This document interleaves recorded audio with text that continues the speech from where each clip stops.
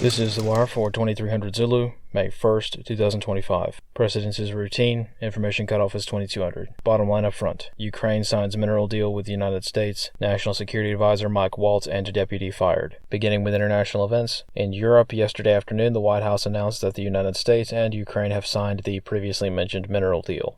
On the home front, in Washington, D.C., this morning National Security Advisor Mike Waltz and Deputy Advisor Alex Wong have resigned from their positions for their roles in the recent scandal involving the editor of The Atlantic being added to a secret group chat on Signal. This afternoon, President Trump announced that Mike Waltz is to become the U.S. ambassador to the United Nations. Analysts comment. No word yet on who will be Waltz's replacement, though Special Envoy Steve Witkoff has been speculated to be in the running for the role by various commentators. Around the nation, various May Day protests and demonstrations were carried out in most major U.S. cities with varying levels of turnout. Continuing tradition, the largest demonstration was conducted on the National Mall with thousands of protesters engaging in the traditionally anti-capitalist protest actions customary of the holiday. Analysts comment. Most of these protests remained relatively docile by historical comparison, though in Europe several riots were reported, such as in Paris, again continuing tradition. In the United States, however, turnout was rather low compared to years past. A few thousand people rallied on the National Mall, and a few hundred or thousand showed up to hear Bernie Sanders speak in Vermont, but that was more or less the highlight of today's May Day events. Analyst comments for this wire.